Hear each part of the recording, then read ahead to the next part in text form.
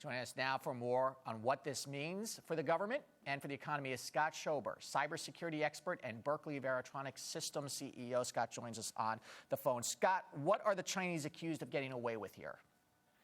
Well, certainly the fact that they were able to, again, tap into this remote site and get this stolen information about federal employees' information. And it's not just general information, but really it's personal information that they have to put into the system to apply for secret clearance.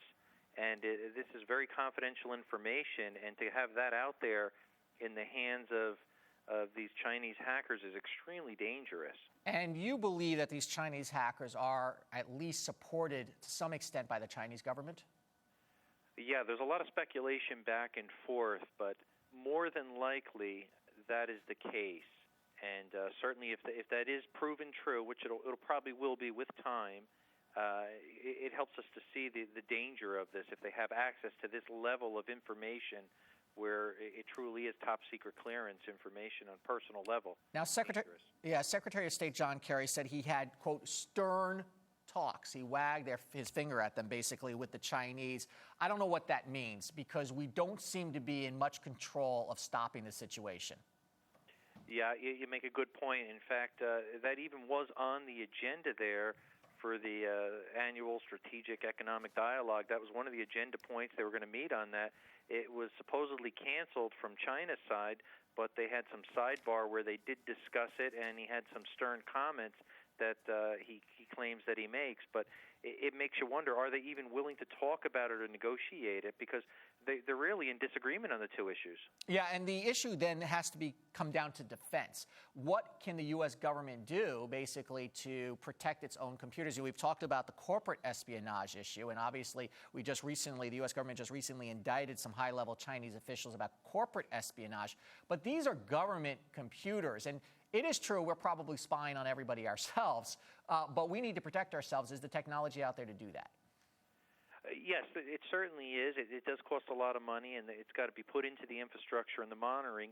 And to some degree, they have it there, and they are monitoring. In fact, when federal authorities did detect that there was a breach there, this threat, they were instantly blocked them and cut them from the network. It just didn't happen quick enough, unfortunately. The challenge and problems from a governmental standpoint is the credibility is challenging talking to China because of all the Edward Snowden leaks with NSA spying on Huawei and many other companies. Well, that's why I'm wondering if the stern talks are, the stern words are meaningless anyway, and that we just have to improve what we do here. Other governments hacking our systems, you think? Certainly. In fact, if you talk to different government officials, the U.S. government computers are hacked on average multiple times throughout the day. However, they rarely are able to penetrate and get through.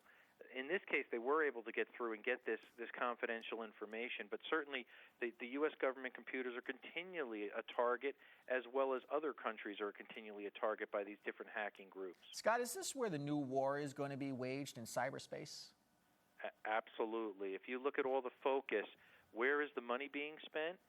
Where is the education now? You can go to just about any credible university and actually get a degree in cyber. So it's telling you where the future is, and it's important for each of us to protect ourselves and our confidential information on a personal level, business level, and, of course, the government's got to step it up as well. Okay, Scott Schober, thank you so much for your insight today. Thank you, Andrew.